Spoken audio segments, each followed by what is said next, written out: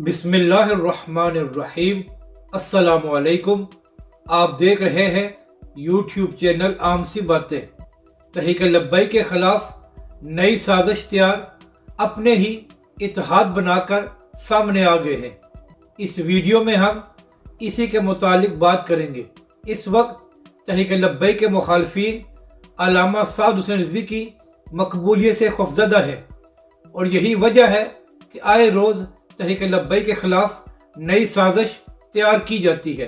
पहले तहरीक लब्बैक पर पाबंदी लगाई गई और तमाम कायदीन को गिरफ्तार किया गया और वजह यही थी कि किसी न किसी तरह तहरीक लब्बैक को कमज़ोर किया जाए, मगर इसमें मुखालफीन और हुकूमत को नाकामी हुई। फिर ये कोशिश की गई कि तहरीक लब्बैक को अंदर से कमज़ोर किया जाए और हफीजुल्लाह अलवी साहब की मिसाल आपके सामने है, मगर इसमें भी सबको मुंह की खाना पड़ी।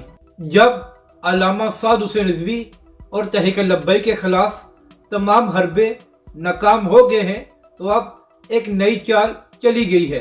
अहले सुन्नत में से ही कुछ लोगों को इकट्ठा करके इत्तेहाद बनाया गया है ताकि तहरीक लब्बैक के वोट को तोड़ा जा सके।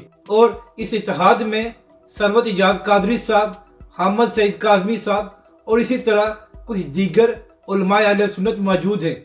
और यहाँ पर अहम बात यह है, ये वो सब लोग हैं जो पहले आजमाए जा चुके हैं, लेकिन इन्होंने कभी भी पाकिस्तान या अवाम अहले सुन्नत के लिए कुछ नहीं किया।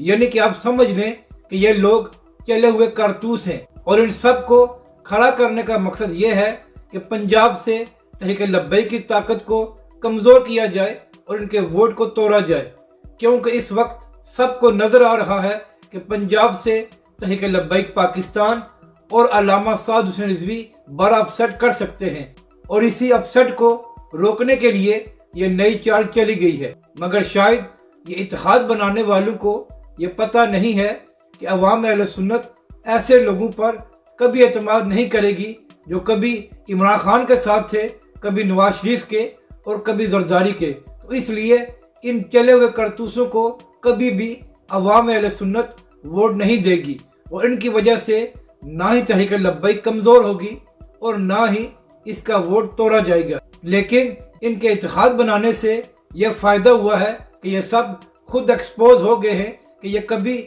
इमरान खान या नवाज शरीफ के खिलाफ तो खड़े नहीं हुए, लेकिन जब एक अहले सुन्नत की जमात आगे जा रही है तो उसका रास्ता रोकने के लिए आगे आ गए हैं। लेकिन अवाम अहले सुन्नत जाग चुकी है और ऐसे लोगों के झांसे में कभी नहीं आएगी।